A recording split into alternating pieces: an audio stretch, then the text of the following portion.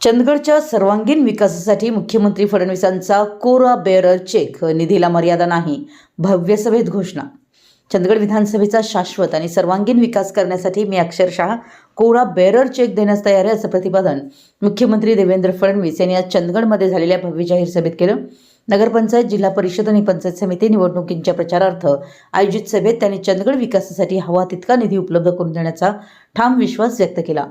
गोवा आणि कर्नाटक सीमेजवळ वसलेलं चंदगड हे महाराष्ट्राचं प्रवेशद्वार असल्यानं या भागाच्या विकासाला कुठेही आर्थिक मर्यादा अडथळा ठरणार नाही, असं आश्वासन मुख्यमंत्री फडणवीस यांनी दिलं। चंदगडमध्ये स्वतंत्र उपजिल्हाधिकारी कार्यालय उभारणं, शक्तीपीठ महामार्ग चंदगडमधून नेणं तसेच या भागातील तरुणांसाठी मोठ्या प्रमाणावर रोजगार निर्मिती करण्याचे त्यांनी संकेत दिले। ग्रामीण भागातील सर्व प्रलंबित प्रश्न मार्गी लावण्यासाठी आवश्यक निधी देण्यात येईल, असं सांगत त्यांनी चंदगड, गडिंग्लज आणि आजरा नगरपंचायतीसाठी भाजपच्या उमेदवारांना विजय मिळवून देण्याचं आवाहन केलं।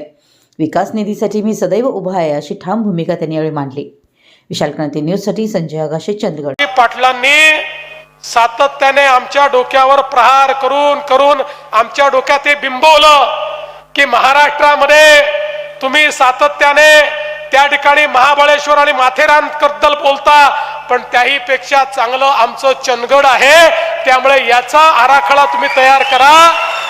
आता चंदगडला या ठिकाणी एक या संपूर्ण पर्यटनाचं हब म्हणून तयार करण्याकरता आपण एक आराखडा तयार करतो आहोत आणि त्यातनं पर्यटनाच्या मोठ्या सोयी या ठिकाणी करू।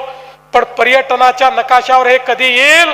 ज्या दिवशी शक्तीपीठ महामार्ग बनेल त्या दिवशी चंदगडला कोणीच थांबवू शकणार नाही।